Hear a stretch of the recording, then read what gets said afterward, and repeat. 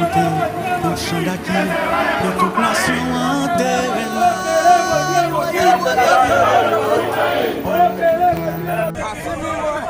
Es que hay.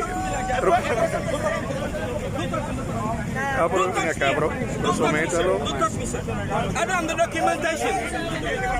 No paper, no paper. No paper, take me.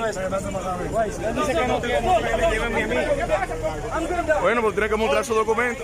Bueno, él no muestra documentos. Tell him. I don't care. They don't have no paper, right? Take them the nice way. They can be hit by a car, they can be dead, whatever it is. I don't care. I'm not against you. I know what they don't have the paper, yes. But take them the nice way. You don't treat people like that. Tell him that. Es lo que está reclamando, que dice que las condiciones, la cantidad, el camión no tienen condiciones humanas para deportarlo, que hay que tratarlo como seres humanos. Es lo que dice. If I treat you like that, when Dominic tell them, Dominican and Haitian over there, they fight each other. I get that. They don't have no paper, that's fine, right? But take them the way the nation they're supposed to take. When in the street, they're gonna hit by a car, they will be dead. Bon, je vais pas ici. Je n'ai pas besoin de demander comment nous parce que je connais qu'il y a un triste. Et je dis à en fait, si je me vidéo ça pour que je sois capable de parler ensemble avec nous. Pour me faire nous connaître nous vivons un moment là à côté que c'est nous prendre destin nous-mêmes. Nous vivons côté que c'est nous chasser tout côté. C'est nous-mêmes. Malgré l'effort qu'on a fait, gens nous travaillent dans le comportement, mais nous toujours pas voulu. Côté nous passer au chasser. Mais est-ce que nous attendons ces bon Dieu qui vous viennent faire gens pour nous? Côté nation, héritage nation, vous avez fait. Bataille ça, vous avez fait. Côté héritage. Ça veut dire qu'on a prêté, on a pris un jeune gardé. Tout ça qui a passé là.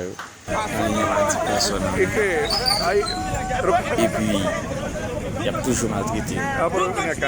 Parce que si on le fait quand l'équipe fait, si vous avez fait, ce compte dirigeant nous, est-ce que c'est eux-mêmes qui causent la Bueno, pues tiene que mostrar su documento. Bueno, él no muestra documentos. qui fait la I don't care. They don't have no paper, right? Take them the nice way. They can be hit by a car, they can be dead, whatever it is. I don't care. I'm not against you. I know what they don't have the paper, yes. But take them the nice way. You don't treat people like that. Tell him that. Es lo que está reclamando, que dice que las condiciones, la cantidad, el camión no tienen condiciones humanas para deportarlo, que hay que tratarlo como seres humanos. If I treat you like that, when Dominic tell them, Dominic and Haitian over there, they fight each other. I get that. They don't have no paper, that's fine, right?